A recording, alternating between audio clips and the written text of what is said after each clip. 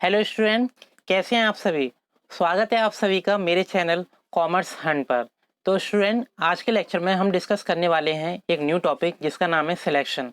Previous video में और previous lecture में हमने डिस्कस किया था अबाउट कंपोनेंट्स ऑफ स्टाफिंग और एलिमेंट्स ऑफ स्टाफिंग, जिसमें हमने आपको बताया था कि जो स्टाफिंग है उसके 3 एलिमेंट्स होते हैं। एक होता है रिक्रूटमेंट, दूसरा सिलेक्शन एंड तीसरा होता है ट्रेनिंग एंड डेवलपमेंट। तो प्रीवियस वीडियो में हमने डिटेल में पढ़ा था अबाउट रिक्रूटमेंट। आज के लेक्चर में हम डिस्कस करेंगे अबाउट सिलेक्शन, ठीक है, और डिटेल में जानेंगे कि बेसिकली सिलेक्शन है क्या और बेसिकली इसका प्रोसेस क्या है। ठीक है, तो स्टार्ट करते हैं। Selection Selection can be defined as discovery most promising and most suitable candidate to fill up the vacant job position in the organization। तो बेसिकली जैसे प्रीवियस लेक्चर में हमने डिस्कस किया था अबाउट रिक्रूटमेंट, तो रिक्रूटमेंट में हम बेसिकली क्या कर रहे हैं कि कैंडिडेट को इनवाइट कर रहे हैं, ठीक है, और जो कैंडिडेट हैं वो क्या कर रहे हैं, एक स्पेसिफिक जॉब के लिए और स्पेसिफिक जॉब पोजीशन के लिए वो क्या कर रहे हैं, अप्लाई कर रहे हैं। अब हमें क्या करना है, जो रिक्रूटमेंट के बाद जो नेक्स्ट स्टेप आता है सिलेक्शन। सिलेक्शन में हमें क्या करना है, जो भी कैंडिडेट हैं जिन्होंने जॉब के लिए अप्लाई किया है, अब उन कैंडिडेट का सिलेक्शन करना है। ठीक है, सिलेक्शन प्रोसेस बेसिकली है क्या, उसके बारे में बात करेंगे। As an end result and recruitment function, organization receive large number of application and selection process begins at this stage. Basically क्या होता है, जब रिक्रूटमेंट का जो प्रोसेस है वो एंड होता है तो उस दौरान क्या होता है, जो नेक्स्ट स्टेप स्टार्ट होता है जिसका नाम है सिलेक्शन। तो जब एंड हो रहा है रिक्रूटमेंट का प्रोसेस तो उस टाइम पे क्या होता है, जो ऑर्गेनाइजेशन के पास बहुत सारे एप्लीकेशन फॉर्म आ जाते हैं। ठीक है, अब सिलेक्शन में हम क्या करेंगे, उस एप्लीकेशन फॉर्म के बेसिस पर हम स्क्रीनिंग करेंगे और हम छटनी करेंगे। In selection the number of rejected applicant is generally more than the selected candidate.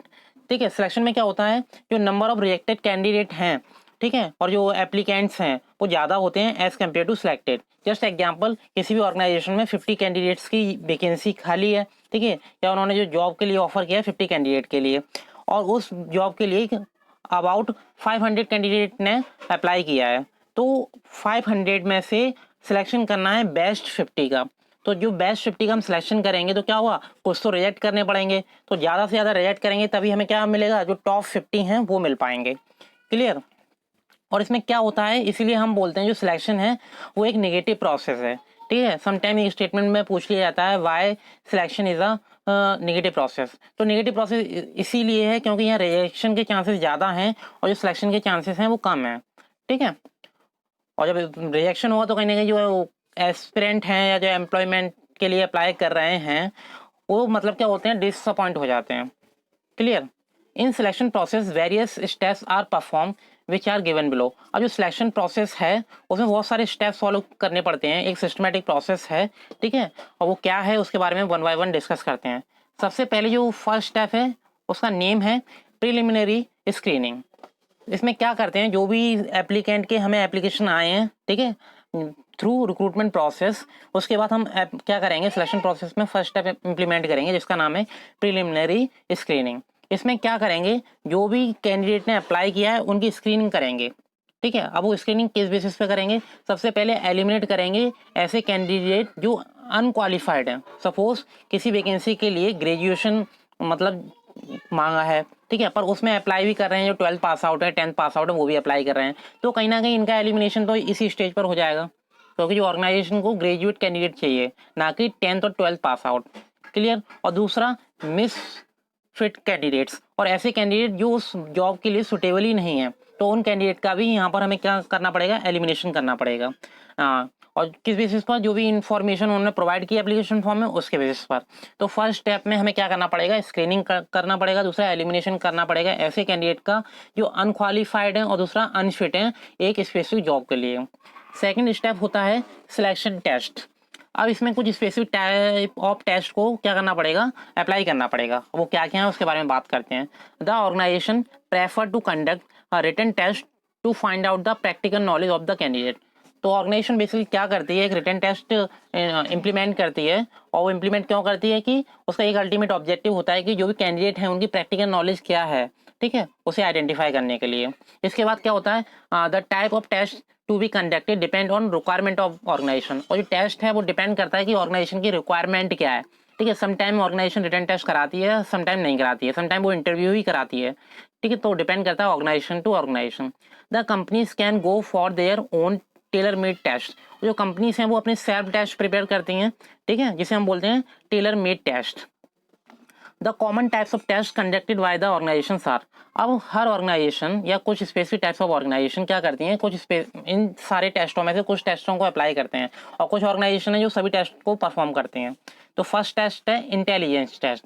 एक ऐसा टेस्ट होता है जो इसका मेन और अल्टीमेट ऑब्जेक्टिव क्या होता है कि जो कैंडिडेट आ रहा है कि स्पेसिफिक जॉब पोजीशन के लिए, उसका इंटेलिजेंट लेवल क्या है, ठीक है, मतलब इंटेलिजेंस ही कैसी है। तो उसका जो आईक्यू लेवल है उसे आइडेंटिफाई करने के लिए इस टेस्ट को कंडक्ट कराया जाता है, ठीक है। और साथ साथ जो पर्सन है उसकी पर्सनल एबिलिटी क्या है about the decisions and judgement, मतलब वो किसी स्पेसिफिक सिचुएशन के लिए क्या डिसीजन लेता है और क्या जजमेंट लेता है।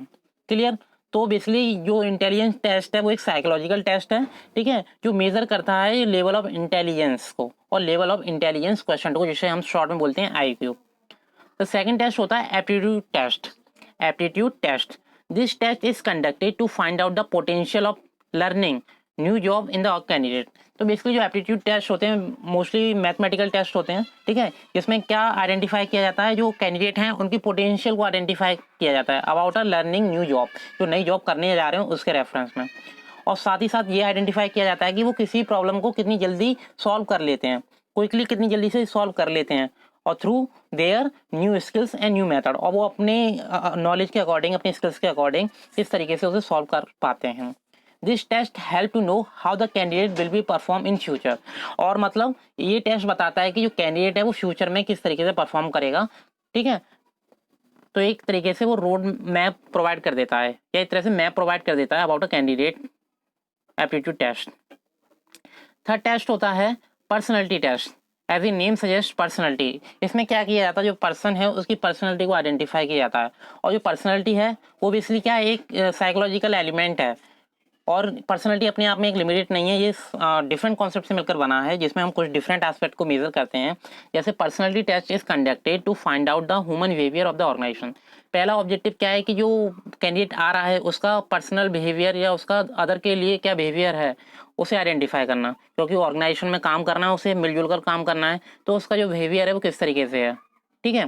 This test relates to intelligence, aptitude, attitude and interest of candidate. ये टेस्ट बताता है कि जो स्पेसिफिक टाइप ऑफ कैंडिडेट आ रहे हैं उनकी इंटेलिजेंस लेवल क्या है, एप्टीट्यूड क्या है, एटीट्यूड क्या है, और दूसरा वो स्पेसिफिक जॉब जिसके लिए अप्लाई करें उसके लिए वो इंटरेस्टेड हैं या नहीं है, ठीक है।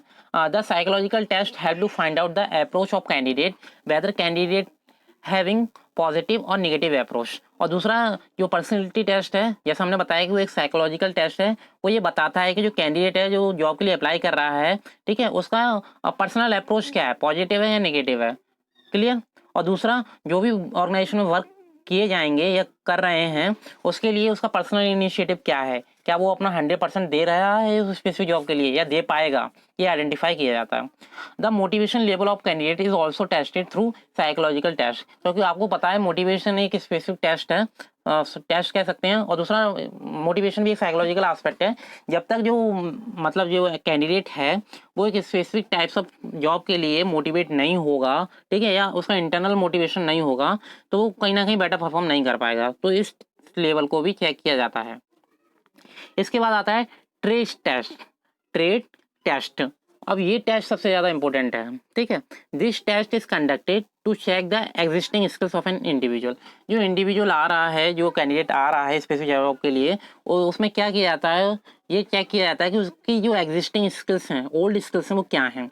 It help to find out the level of knowledge and proficiency in the area of profession and technical training. और मतलब ये क्या पता करेगा, ये हेल्प करेगा कि जो उसकी एग्जिस्टिंग नॉलेज है उसके बेसिस पर वो न्यू लेवल ऑफ नॉलेज को कैसे अचीव करेगा, और दूसरा उसे किस तरीके से परफॉर्म करेगा, ठीक है, जो भी उसका स्पेसिफिक जो भी प्रोफेशन है, और दूसरा जो ट्रेनिंग एस्पेक्ट है उसमें। Difference between trade test and aptitude test is made. Trade test is help to identify present skills of the person. मतलब जो ट्रेड टेस्ट है वो क्या करता है, एग्जिस्टिंग स्किल्स के बेसिस पर प्रेजेंट स्किल्स को भी आइडेंटिफाई करता है। पर जो एप्टीट्यूड टेस्ट है वो हेल्प करता है to identify the potential and ability of acquire skills in future. मतलब फ्यूचर में वो क्या स्किल्स को एक्वायर करेगा।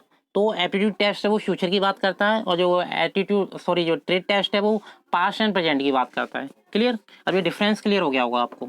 इसके बाद आता है नेक्स्ट टेस्ट है interest test. This test is conducted to find out the type of job in which candidate has more interest, as all the people have fascination for some job than other. तो मतलब क्या है कि जो 500 candidate आ रहे हैं उनमें से जो हमें 550 कैंडिडेट का सिलेक्शन करना है, तो वो ऐसे 50 कैंडिडेट कौन से हैं जो इंटरेस्टेड हैं उस जॉब के लिए, ठीक है, पैशनेट हैं, ये कह सकते हैं। अब सिलेक्शन प्रोसेस की हम बात कर रहे थे, फर्स्ट स्टेप कंप्लीट कर लिया, दूसरा भी कर लिया, थर्ड स्टेप है एम्प्लॉयमेंट इंटरव्यू। अब रिटन टेस्ट भी ले लिया, ठीक है, अब इंटरव्यू की बारी आती है और स्पेसिफिक टाइप ऑफ टेस्ट भी हो चुके हैं। Other candidate who qualify the test are called for interview. मतलब जो टेस्ट क्वालिफाई कर लेंगे रिटन टेस्ट और स्पेसिफिक टाइप ऑफ टेस्ट, वो कैंडिडेट किसके लिए एलिजिबल हो जाएंगे, इंटरव्यू के लिए, उन्हें कॉल किया जाएगा इंटरव्यू के लिए। To conduct the final interview a panel of expert is called. ठीक है, तो क्या किया जाता है कि इस इंटरव्यू को लेने के लिए कुछ एक्सपर्ट्स को इन्वाइट किया जाता है, उन्हें कॉल की जाती है। हाँ, the consultant who are specialized in their field, ठीक है, और बेसिकली वो एक्सपर्ट होते हैं, वो क्या होते हैं अपनी अपनी फील्ड में के क्या होते हैं, मास्टर होते हैं, एक्सपर्ट्स होते हैं, स्पेशलाइज्ड होता है उन्हें एक स्पेसिफिक एरिया में। इसके बाद क्या होता है, the interview has many advantage over written test because in interviews you can find out the confidence level of the candidate along with their professional knowledge. ठीक है, इंटरव्यू और जो रिटन टेस्ट हैं दोनों में लॉट्स ऑफ डिफरेंस हैं। ठीक है, जैसे मैंने आपको बताया कि कुछ ऑर्गेनाइजेशन होती हैं वो दोनों टाइप्स के टेस्ट कराती हैं, कुछ ओनली इंटरव्यू से ही काम चला लेती हैं। तो बेसिकली जो इंटरव्यू टेस्ट है वो कहीं ना कहीं एक एडवांटेज कह सकते हैं ओवर जो भी रिटन टेस्ट है। क्यों? क्योंकि जो इंटरव्यू टेस्ट है उसमें क्या होता है, एक पर्सनल इंटरेक्शन होता है, ठीक है, जो भी मैनेजमेंट है और जो भी कैंडिडेट आ रहा है उससे, और दूसरा पर्सनल और डायरेक्ट क्या होगा, कांटेक्ट होगा, तो कहीं ना कहीं ये आइडेंटिफाई कर सकते हैं कि उसका जो पर्सनल कॉन्फिडेंस लेवल क्या है। क्लियर? जो कि रिटन टेस्ट में आइडेंटिफाई नहीं किया जा सकता। और दूसरा, interview gives chance to candidate also to clarify their queries regarding salary, working condition and posting etcetera. और दूसरा, इंटरव्यू के दौरान मतलब कुछ एडवांटेज दिया जाता है जो इंटरव्यूअर होते हैं, ठीक है, और जो इंटरव्यू दे रहा है उससे, कि वो अपनी पर्सनल क्वेरीज को मतलब सॉल्व मतलब डिस्कस कर सके regarding a salary, regarding a working condition और regarding a posting. Then next step is checking reference and background. अब क्या किया जाएगा, जो भी रेफरेंस है और जो बैकग्राउंड है उसे चेक किया जाएगा।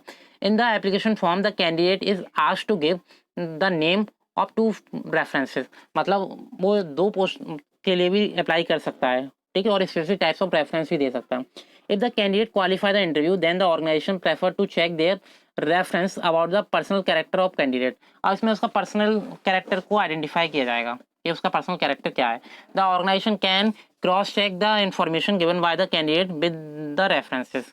अब जो भी उसने इंफॉर्मेशन दी है एप्लीकेशन फॉर्म में, उस इंफॉर्मेशन को ऑर्गेनाइजेशन क्या करेगी, चेकआउट करेगी। देन इसके बाद जो नेक्स्ट स्टेप है उसे इम्प्लीमेंट किया जाता है, जिसका नाम है सिलेक्शन डिसीजन। अब क्या किया जाएगा, the candidate who pass the test, interview and reference check are included in the selection list. अब मतलब जो भी तीनों स्टॉप हमने बताए थे, पहला था रिटर्न टेस्ट, दूसरा इंटरव्यू, इसके बाद रेफरेंस चेक, इसके बाद क्या किया जाएगा, उसका सिलेक्शन कर लिया जाएगा, ठीक है, और एक लिस्ट बनाई जाएगी जिसका नाम होता है सिलेक्शन लिस्ट, जिसमें वो सुटेबल कैंडिडेट्स का नाम होगा जो टॉप 50 हैं आउट ऑफ 500। इसके बाद क्या होगा, जो टॉप 50 कैंडिडेट हैं अब उनका होगा मेडिकल टेस्ट, मेडिकल एग्जामिनेशन होगा, ठीक है, जिसमें क्या चेक किया जाएगा कि उसका जो मेंटल स्किल्स है और दूसरा पर्सनल क्या कहते हैं, हम कह सकते हैं फिजिकल, ठीक है, एस्पेक्ट क्या है उसके रिगार्डिंग वो फिट है या नहीं है, ये चेक किया जाता है। मेडिकल टेस्ट में फिजिकल टेस्ट चेक किया जाता है कि वो मतलब स्पेसिफिक टाइप्स ऑफ जॉब को करने के लिए सुटेबल है या नहीं है, ठीक है, और जो स्टैंडर्ड ऑर्गेनाइजेशन ने सेट किए हुए हैं उसे कॉम्पीट कर पा रहा है या नहीं कर पा रहा है। इसके बाद जो नेक्स्ट स्टेप आता है जॉब ऑफर। इस स्टेप में क्या किया जाता है कि मेडिकल एग्जामिनेशन जो कैंडिडेट पास आउट कर लेते हैं उन्हें क्या किया जाता है, जॉब ऑफर की जाती है। The applicants who clear the medical test are given job offer through letter of appointment. अब उन्हें अपॉइंटमेंट लेटर दे दिया जाता है। In the letter the date of joining, terms and conditions of job etcetera are mention. और मतलब इस letter में सब कुछ लिखा होता है regarding a job, like joining date क्या है, टर्म्स एंड कंडीशंस क्या हैं, ठीक है, और अदर इन्फॉर्मेशन भी इंक्लूड होती हैं। और उसके लिए साथ साथ क्या होता है कि कैंडिडेट को एक स्पेसिफिक टाइम दिया जाता है, जैसे कि मान लो उसे 10 दिन दे दिए गए कि 10 दिन के अंदर वो उस पोस्टिंग को, जो भी खाली है जॉब, उसे क्या करे, फिल कर ले और वो आके अपनी एक्सेप्टेंस दे दे। ऐसा नहीं है कि मतलब उससे तो हमने अपॉइंटमेंट लेटर दे दिया, अब वो अपना जो भी रेस्पॉन्स है पता नहीं कब दे रहा हो। तो इतना बेड ऑर्गेनाइजेशन नहीं करती है, एक स्पेसिफिक टाइम लिमिट दे देती है कि उस टाइम लिमिट के दौरान आप अपनी एक्सेप्टेंस दे दो कि आप जॉब करोगे या नहीं करोगे। इसके बाद जो नेक्स्ट स्टेप आता है कॉन्ट्रैक्ट ऑफ एम्प्लॉयमेंट। ये क्या है, हम कह सकते हैं लास्ट स्टेप है सिलेक्शन प्रोसेस का, जिसमें क्या होता है, when candidate accept the job offer it refers to signing of contract of employment. जब कैंडिडेट क्या करता है, जो लेटर है, जॉब लेटर और अपॉइंटमेंट लेटर, उसे एक्सेप्ट कर लेता है, तो क्या होता है, वो एक कॉन्ट्रैक्ट लेटर पर साइन कर देता है जिसका नाम होता है कॉन्ट्रैक्ट ऑफ एम्प्लॉयमेंट। अब वो उस एम्प्लॉयमेंट में एंगेज हो गया है। While signing the contract of employment, the employer and the candidate exchange certain document। ठीक है, अब क्या होता है कि जब वो कॉन्ट्रैक्ट ऑफ एम्प्लॉयमेंट को साइन करता है तो उसके बाद क्या होता है कि सर्टेन टाइप्स ऑफ डॉक्यूमेंट को एक्सचेंज कर किया जाता है, मैनेजमेंट मतलब कैंडिडेट से लेता है। The common contest of contract of employment are job title duties, मतलब उसकी ड्यूटीज क्या होगी, ठीक है। दूसरा उसकी पर्सनल रेस्पॉन्सिबिलिटी क्या होगी regarding a job. Then pay scale क्या होगा, अलाउंसेस क्या होंगे, या नंबर ऑफ वर्किंग हार्स क्या होगा, कितनी उसे छुट्टियां दी जाएंगी, और जो डिसिप्लिनरी रूल्स हैं उसके रिगार्डिंग भी उसे इन्फॉर्म किया जाएगा, ठीक है। और जो प्रोबेशन पीरियड होता है वो क्या होगा, ये सारी इन्फॉर्मेशन उस कॉन्ट्रैक्ट के दौरान लिखी होती हैं।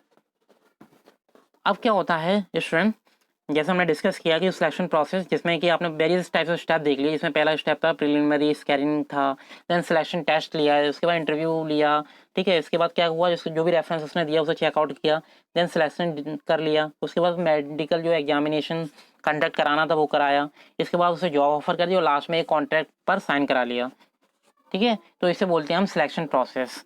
अगर आप थोड़ा डिटेल में और जाना चाहो तो आप है ना इस स्टेप्स को, ठीक है, और जो डायग्राम बना हुआ है इसके थ्रू भी सिलेक्शन प्रोसेस को समझ सकते हो, जिसमें कुछ स्पेसिफिक टाइप्स ऑफ टेस्ट दे रखे हैं, जिसमें कुछ एस्पेक्ट दे रखे हैं येस और नो के, कि वो जॉब के दौरान मतलब किसी कंडीशंस को एक्सेप्ट कर रहा है तो येस, अगर नहीं कर रहा है तो नो, ठीक है। और वो नेक्स्ट वो कहते हैं ना स्टेप बाय स्टेप कैसे मूव कर रहा है, ये सारी डिटेल इसमें लिखी हुई है, जैसे आप देख सकते हैं। तो आप इसे देख सकते हैं सिलेक्शन प्रोसेस को अच्छे से एग्जामिन करने के लिए, ठीक, किस तरीके से सिलेक्शन प्रोसेस को इम्प्लीमेंट किया जाता है। अब स्टूडेंट, आपने पढ़ लिया अबाउट रिक्रूटमेंट एंड सिलेक्शन, दोनों के बारे में पढ़ लिया, तो आपको इसका डिफरेंस आना चाहिए, ठीक है। तो जब डिफरेंस कैसे आएगा, जब आप इसे अच्छे से रीड आउट करोगे, क्योंकि अब मैंने आपको रिक्रूटमेंट और सिलेक्शन के बारे में डीपली नॉलेज प्रोवाइड कर दी है और आपने भी वीडियो अच्छे से देख लिए हैं, तो आप इसमें डिफ्रेंशिएट कर सकते हो। और डिफ्रेंशिएट कैसे करना है कि आपको कुछ बेसिस बनाने हैं डिफरेंस के, जैसे मीनिंग के बेस पर डिफ्रेंशिएट कर सकते हो, ठीक है, रिक्रूटमेंट का, क्योंकि रिक्रूटमेंट क्या एक प्रोसेस में हम सर्च आउट कर रहे हैं कि ऐसे कौन से कैंडिडेट हैं जिन्हें जॉब की नीड है।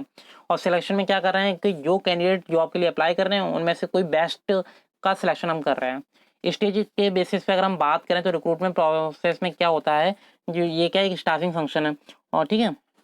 और दूसरा जो staffing always start where recruitment end, और दूसरा जो सिलेक्शन कब स्टार्ट होता है, जब जो रिक्रूटमेंट का प्रोसेस है जब एंड होता है, ठीक है। तो हम कह सकते हैं जो रिक्रूटमेंट पहले आता है उसके बाद सिलेक्शन आता है।